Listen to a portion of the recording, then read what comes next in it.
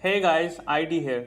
Welcome to the third episode of Design Journal. In this episode, we're gonna design a logo. You got to let it go.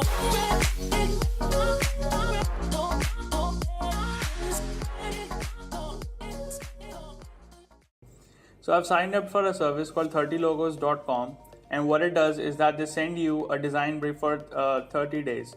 And like you have to create a logo and then you share it on social media, and that's it. Today, I'm not gonna do it daily, but I'm just gonna use their briefs whenever I create a new logo. This request is from Edgar Martin, as you can see on your screen. Let me read it out for you. It says, "Hi there, we're a small coffee shop chain located in Seattle, Washington with 5 locations. Our current logo is just text using a default font, but now it's time for an update. The grind prides itself on natural and local ingredient. For our new logo, we actually don't want to use any browns."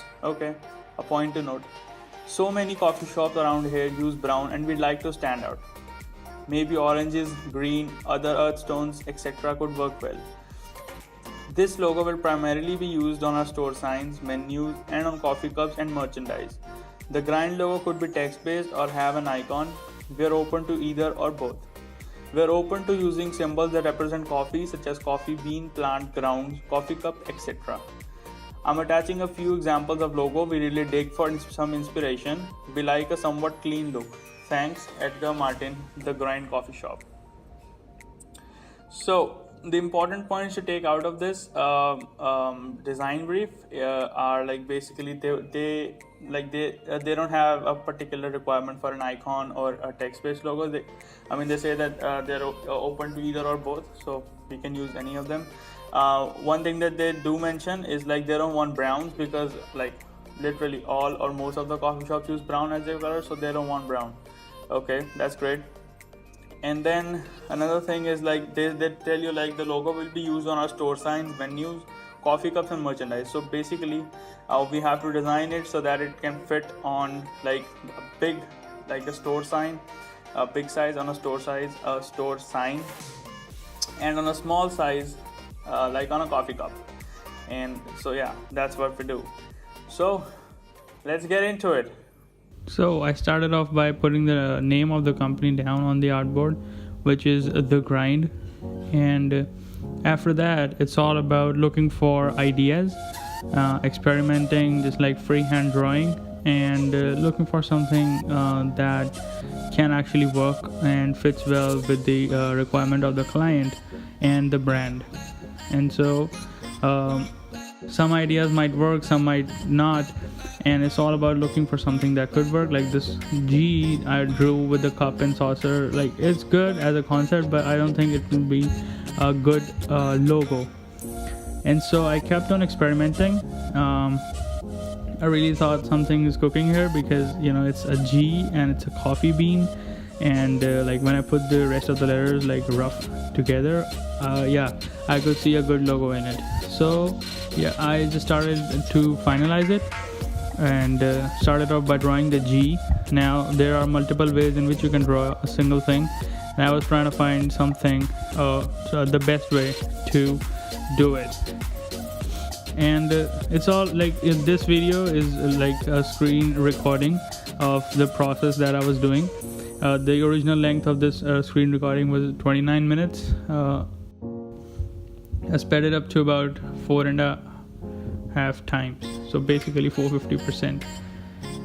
And yeah, so I was using pen tool to make the curve.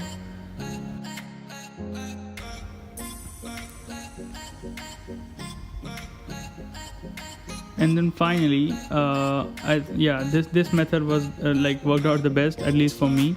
It depends on how you work. And then I cut off this part, and it's a G, the G that I wanted. There we go. So now it's time to draw other letters. One thing to note is that like when you're custom drawing type, basically when you're custom drawing alphabets, like all of them, they must look like they're from the same font. Meaning you need to have some sort of uniformity across them, and if you don't, like straight off, it wouldn't look good. Okay, so that's why I like drew the the whole word instead of just the G. So as you can see, I reduce the size of the R, and it's because the like G has curves on the top and bottom, so it appears to be smaller than what it is, and so we have to compensate for that in other alphabets as well. So like the I was down, and then it's time for the N. So yeah, drawing custom type is really something that you need to like really pay close attention to, because there are things that you might miss while other people can notice. So yeah, so this is like my best that I could have done. Maybe it's not perfect, it's not perfect, let's just accept that it's not a maybe thing, and like any you can find some problems with that, and if you do, please let me know. Now I tried the different versions of I, but I think this one works a little bit better than that, because yeah, it just fits better with the overall aesthetic that I was going for. And so like currently these are just 1 point strokes, so I wanted to add some weight so that like they make an impact. Then I just was playing with the stroke settings in Adobe Illustrator until I found something that I was satisfied with. So then I expanded that thing so that I could work on shapes instead of strokes. Now as you can see, I just cut off some part of the G, because earlier it was like the space that was left was so small that it looked like kind of unintentional. Now to make it intentional, we need to increase the space. Now I made all the letters in shapes. Now it's time for the finalizing. So the N was a little bit bigger, I resized it, and like see the leg of the R, we were just finalizing it. And yeah, now the design has started to come together the way I imagined it in my head, and so I was pretty satisfied with this one. But there was still something that was bugging me. It's hard to explain, but yeah, there was something wrong, or something that was not quite right in this thing. So I thought let's work on something different, and then we might come back to it to solve the problem. And so yeah, I wrote the word the on top of that so that it reads The Grind, which is the name of the company. And I didn't want to put too much emphasis on the, because yeah, the main thing is grind, but it should be there, so I just put it there. And so I still was not really satisfied with this thing. Like something was off. Like if you see the G and then you see the N, the stroke weight do not look equal, and that's because I resized N earlier.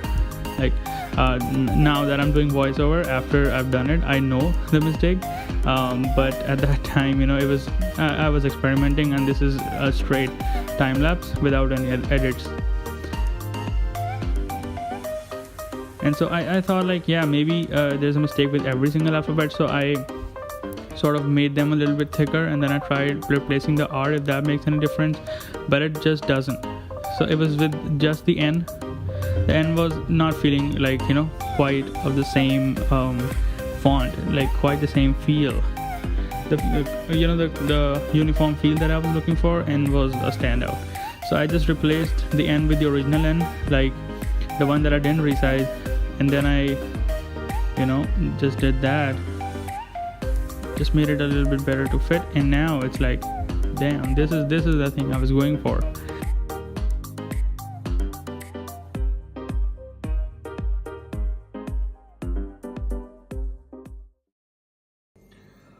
So this is the final logo. I think it fulfills most of the requirements that were specified in the design brief. Please let me know how you feel about this design, either in the comments below or on my social media. I'd really love to have a conversation with you guys. And if you like this video, please hit the like button and subscribe. And more stuff is coming, so stay tuned. And bye. You got to let it go.